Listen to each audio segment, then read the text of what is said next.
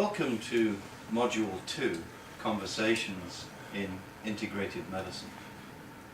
Sponsored by Natural Clinician and the Holt Institute of Medicine.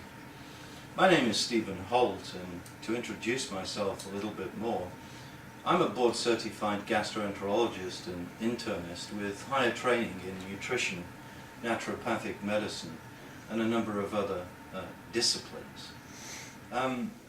My chosen speciality is integrative medicine, and we started to talk initially about what integrative medicine was, but from a practical sense people want to know how it's applied or how it's constructed. Well, much integrative medicine practice occurs in an outpatient setting. There are very relatively few hospital-based integrative medicine programs involving patients in standard hospital care in a bed or accommodation.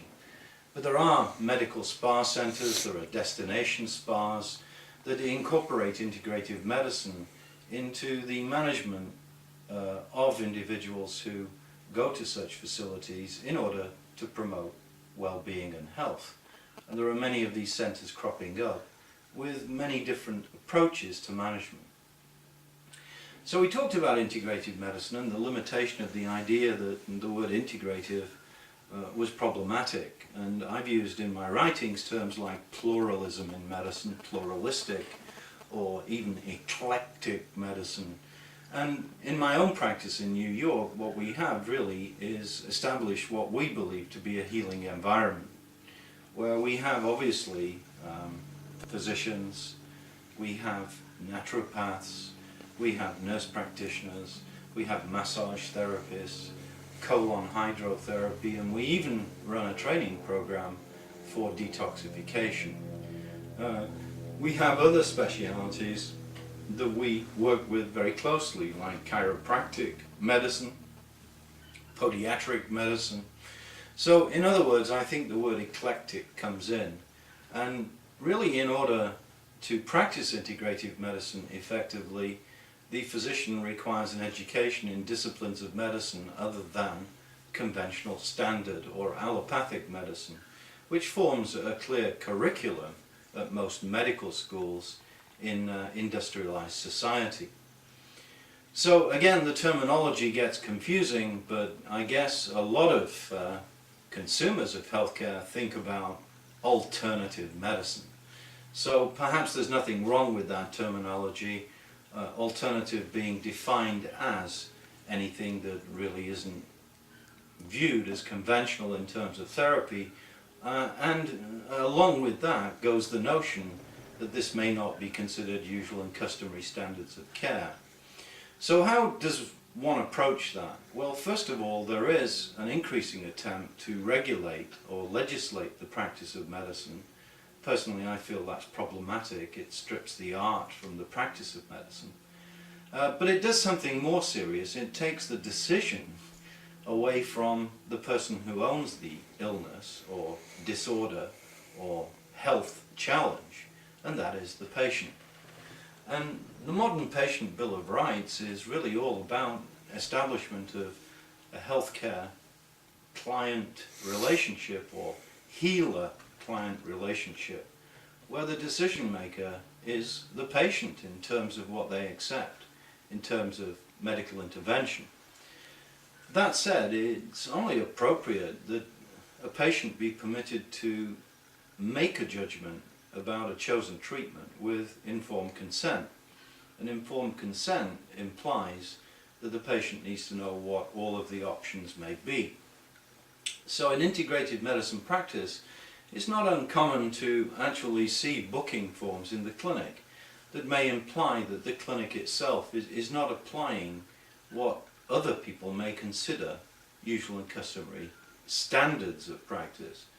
Now, the word standards is misleading because obviously integrative medicine can be presented at various levels of a standard, but that's not the issue. I think we're talking about freedom of healthcare choices here.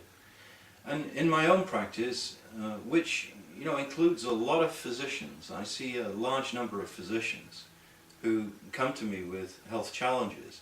And it's very interesting that many of those who come with serious health challenges who are allopathic physicians like plastic surgeons or perhaps general surgeons or cardiologists whom I've seen, they're increasingly electing for alternative approaches as a first-line option. Now when I say alternative, they're looking for the non-drug approach where it's possible, namely the application of lifestyle and increasingly the use of dietary supplements in what must be construed a therapeutic setting. That said, of course, we have legislation governed by the Food and Drug Administration where dietary supplements or natural substances are not to be used to treat, prevent or diagnose disease. So again, we face this enigma of modern medicine where the healthcare consumer demands these products. They demand them and feel that they want them to help prevent and treat their disease. That's what consumer surveys show us. On the other hand, we've got groups of medical practitioners that are increasingly using dietary supplements as therapeutic options for their patients. So how do we legislate against self-reliance? Well, arguably we can't. The issues really are here, again, freedom of choice in healthcare. And I don't want to be a rebel-rouser, but it's very difficult to understand how this kind of legislation could really exist in a modern democratic society. But I guess that's for the politicians, but it is a warning for practitioners of integrative medicine who have become the focus of regulatory control by licensing authorities, by agencies that question practices. And this raises really an economic issue which also affects the portability of integrative medicine. Modern medicine in the United States attempts to match an intervention or a diagnosis with some form of coding for billing purposes, classically called CPT coding. In integrative medicine, we don't have well-developed coding systems for the intervention we're using. Unfortunately, we have to, if we're using an insurance model, we have to deal with existing CPT codes. And then of course we get into the issues as to whether or not those codes are misleading. And on occasion, some integrative medicine practitioners have been accused of fraudulent billing practice because of lack of match of CPT coding. So again, these are the problems of healthcare delivery. Did the integrative practitioner do anything wrong? Absolutely not. So many practices have gone to really a model in integrative medicine where the physicians and the staff do not take insurance. Fortunately, the interface is softening as the consumer demand for alternative medicine or integrated medicine increases. There will be some compulsion for the insurance agencies to look at reimbursing these issues. So a lot of practices actually give notification of what services were delivered and put the burden on the patient to go to the insurance company and attempt to get reimbursement. But they have a direct fee service operation. And in fact, running a healing center is no small capital investment. To aggregate and bring together staff is really an expensive issue. That's why we're seeing increasingly a lot of aggregation, especially in Manhattan, in the New York area, of doctors working together in holistic centers and sharing overhead and cost and diagnostic interventions. So we've discussed some of the more general principles of how integrative medicine may fit in, and we'll discuss some of these issues in greater detail in other modules. Thank you for listening to Module 2.